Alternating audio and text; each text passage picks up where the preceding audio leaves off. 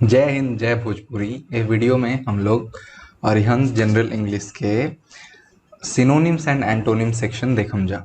अगर आप हमारे चैनल के फॉलो करें नहीं या आप नया भी बानी तो हम बता दी हम एकरा से पहले वर्ड्स विथ मीनिंग सीरीज खत्म कर चुके बानी। तो जे ओकरा के देखले होई उ एजे रिलेट कर पाई। हालांकि आप यदि ओकरा के नहीं भी देख ले तो यहाँ इंटरेस्टिंग आई, बहुत सारा जानल शब्द मिली हैं सब, बहुत सारा अनजान शब्द मिली हैं सब। ये वीडियो बनाओ के मकसद बेसिकली दो बा। एक तो आप जब अगर कोई कॉम्पिटिटिव एग्जाम की तैयारी करता नहीं तो वहाँ मदद करी। नोबेल वोबेल पढ़ा, हम इंग्लिश पेपर पढ़े नहीं, तो जब यही वर्ड जो आप यहाँ देखा था नहीं जब वहाँ मिली तब लगी यार एक तो हम देख ले एक मतलब जाना था नहीं, तो फिर एक अलग ही एहसास होखेला और सीखे के मजा आवेला। दूसरा अपन भोजपुरी भाषा के बढ़ोतरी खातिर भी वीडियो बा। में भी हमारा भी संसाधन कम बा, लेकिन हमारी प्रयास देख के ऐसा हो सकता कि बहुत लोग आगे आई जे अलग अलग दोसर भी सभी पढ़ावेला वो भी अपन वीडियो में भाषा के चुनाव भोजपुरी रखी। तो प्रयास बा, देखल जाओ कैसन जाता। हाँ जी, तो हमनी के पास जौन सबसे पहला शब्द बा उ बाटे ऑकवर्ड। ठीक बा, ऑकवर्ड मतलब का होखेला? ऑकवर्ड मतलब अजीब, कहीं जगह जइला पे आदमी के अजीब लागेला ओकरा के हमनी का कहने जा, ऑकवर्ड कहने जा। तो ऑकवर्ड यानी का बाटे? ऑकवर्ड के मतलब होखेला अजीब। एकर सिनोनिम का बाटे? एकर सिनोनिम बाटे क्लमजी। क्लमजी मतलब जे कहीं भी ढंग से ना चल पावे, ऐसे लड़खड़ात या फिर ऐसे बिखरल तरीका से चलेला। अनगेनली, पॉन्डरस, रफ मतलब नॉट वेरी प्रेजेंटेबल। एंटोनिम का बाटे? एक एंटोनिम बाटे clever, dexterous, apt, skilful. Basically awkward के मतलब होखेला आपके भद्दा या फिर अजीब। ठीक बा, तो एक मतलब भद्दा या अजीब होखेला। एक ऑपोजिट का हो सकता है, एक से ऑपोजिट हो सकता है चतुर।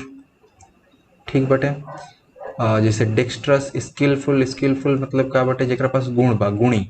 ठीक बटे, ये हो सकता है।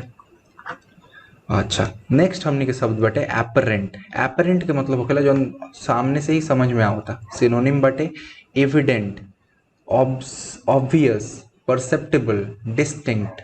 ठीक बटे, सिंपल एकर मतलब होखेला स्पष्ट या फिर साफ। एकर यही दो मतलब बा। एंटोनिम का बटे? एंटोनिम बटे एकर मास्क्ड, ऑब्सक्योर, इंडिस्टिंक्ट, देन डाउटफुल। मास्क मतलब ढका हुआ, ऑब्सक्योर मतलब जो चीज स्पष्ट नहीं है। ठीक बटे, हेजी। इंडिस्टिंक्ट मतलब भी वही जो चीज साफ नहीं है। डाउटफुल मतलब जेकरा पे शक बा। अगला शब्द हमने के बा एल्योर। एल्योर मतलब फंसाना, अपने तरफ टानना, आकर्षित करना। ठीक बटे, तब झांसा देना या फंसाना एकर सबसे करीबी मीनिंग हुई फंसाना या फिर झांसा देना। और एकर सिनोनिम देखम तो का दिखी? एगो दिखता इंटाइस मतलब फंसा लेना। फैसिनेट मतलब जे आकर्षित करे। टेम्प्ट मतलब जे सिड्यूस करे, आकर्षित करे, सिड्यूस। एंटोनिम का बटे? एकर एंटोनिम बटे रिपल्स, रेपल, डेटर, डिस्टेस्ट मतलब सारा के सारा से का समझ में आता? दूर भगाना। ठीक बटे, ऐसा चीज जो सिंपल फंसाना के ऑपोजिट। एबोर्टिव। एबोर्टिव के मतलब का बटे? एबॉर्टिव के मतलब बटे बेकार, ऐसा चीज जो कैला से कोनो फायदा नहीं के, बीच में ही छोड़ दो अगर करत भी पड़ा तो। उदाहरण सिनोनिम्स का बटे? सिनोनिम्स बटे वेन, यूजलेस, फ्रूटलेस, अनप्रोडक्टिव, ये सब।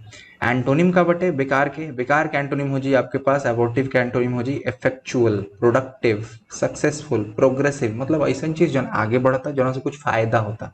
अगला हमने भी एबॉमिनेबल। एबॉमिनेबल मतलब का बटे? घृणा योग्य, ऐसा चीज जो नापसंद होखे। वो मतलब ऐसा जो नापसंद होखे या ऐसा चीज जो से घृणा होखे। ठीक बटे, जैसे हमने के पास उदाहरण बटे ओडियस, डिटेस्टेबल, रिपग्नेंट, एवर्सन। एक एक करके एवर्सन मतलब ऐसा चीज जो से आदमी दूर हटे कोशिश करला। रिपग्नेंट मतलब जगह से जो ऐसा चीज जो तरह के दूर हटा होता है, जैसे बदबूदार कुछ चीज या गंदा चीज। डिटेस्टेबल मतलब वही घृणा योग्य। ओडियस मतलब भी घृणा योग्य। एकर एंटोनिम क्या हुई एबोमिनल के? एबोमिनेबल के एंटोनिम हुई लाइकेबल, प्लेजेंट, अफेक्शनेट, इंजॉयबल मतलब ऐसा चीज जो पसंद बा, करे में अच्छा लगे। अगला शब्द हमने भी बा एले।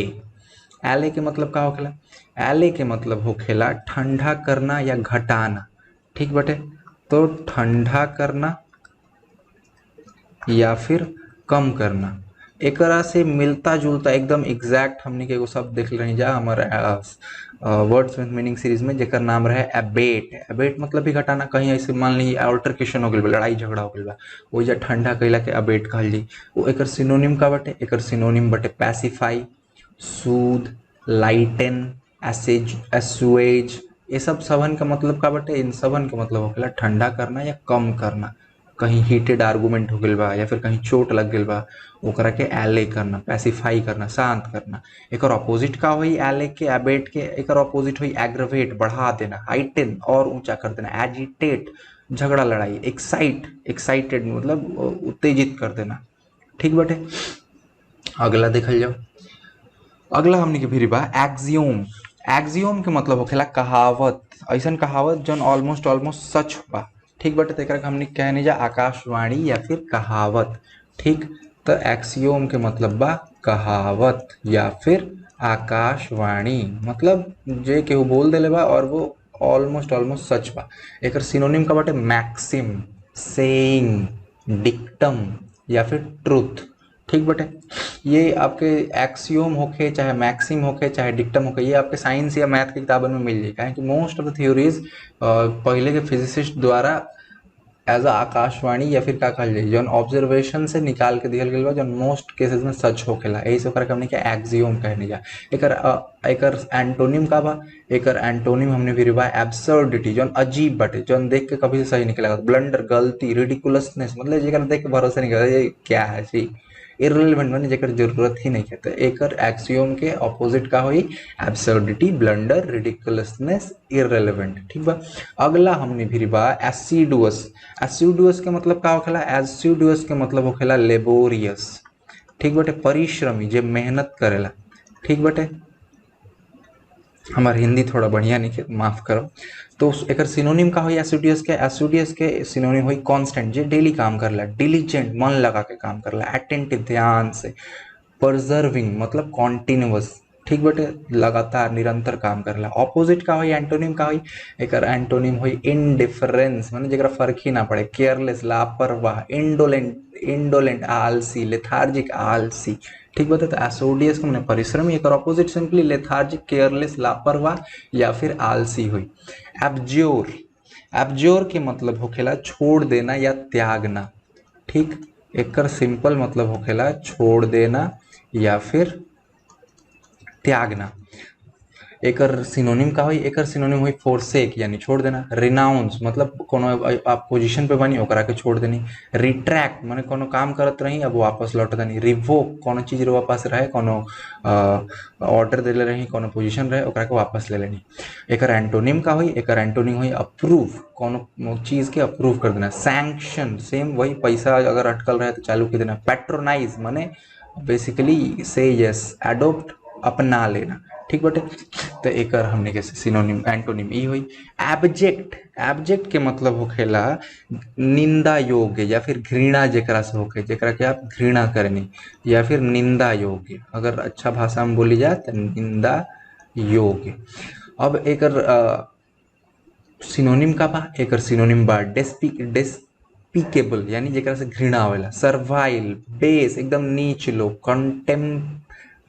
कॉन्टेम्प्टेबल यानी जेकरा के देख के घृणा आवेला। एंटोनिम का बाटे? एंटोनिम बाटे एक्सॉल्टेड, जेकरा के देख के खुशी होखेला। कमेंडेबल बारे मन, वाह, तारीफ करे के मन करता। प्रेज वर्दी यानी जेकर तारीफ करे के मन करता। इम्पोजिंग ने जे हावी हो जाता ऐसा। ठीक बा। अगला शब्द हमने के बा एवर्सन। एवर्सन यानी का होखेला? एवर्सन के मतलब होखेला दुश्मनी। ठीक, एकदम सेम दुश्मनी या फिर जे नापसंद होके, जेकरा से देखिए कि दूर जाए के मन करला, वैसन चीज का हमने क्या कही? I have an aversion to tea, से हमरा चाय से दुश्मनी बा। ठीक है, दुश्मनी या फिर क्या कहिए नापसंद या घृणा, तीनों में से कोई भी शब्दावली इस्तेमाल करी। एवर्सन के सिनोनिम का हुई? एवर्सन के सिनोनिम हुई डिसलाइक, सिंपल समझ में आवेला। हैट्रेड जेकरा से घृणा बा। इनडिफरेंट में फर्क ना पड़े। एपैथी माने जेकरा से कोनो मतलब नहीं है, जेकरा के देख के मारो ऐसा टाइप जेकरा फीलिंग आवे। एंटोनिम का हुई? एंटोनिम हुई अफेक्शन, माने जेकरा के देख के रुआ थोड़ा सा ऐसे जुड़ाव, प्यार होता। फॉन्डनेस, लाइकेबिलिटी देख के करके। नाइसनेस जेकरा प्रति आपके अच्छा लगा। लाइकिंग जेकरा प्रति आपके पसंद बा। ठीक बा। अगला हमने के शब्द बटे ऑथेंटिक। ऑथेंटिक का मतलब का होखेला शुद्ध या फिर प्रमाणिक। अगर सबसे सही शब्द दिल जाओ तो का होई, शुद्ध या फिर प्रमाणिक। सिनोनिम का होई जेन्युइन। जेन्युइन हाँ एकदम सही बात। रिलायबल जरा भरोसा कल जा सकता। वैलिड जो वैध बा, गारंटेड, ठीक बटे वही वैध जे होके। ऑपोजिट का होई एकर एंटोनिम का होई, एकर एंटोनिम होई फिक्टिटियस जे काल्पनिक बा भाई, काउंटरफेट नकली, अनरियल जो सही नहीं के, फॉल्स गलत। तो बेसिकली 8 गो स्लाइड रहे टोटल, एक में से 4 निपटा देनी और 4 भी हम निपटाएं अगला वीडियो में। वीडियो लंबा होता, छोटा रखे की कोशिश करिए बा। 5 मिनट 4 मिनट निकाल के देख लेला से आपके ज्ञान में वृद्धि हुई। और ऐसा वीडियो देखे खातिर हमारे चैनल के सब्सक्राइब करी। हम ऐसा वीडियो ले आवत रहा।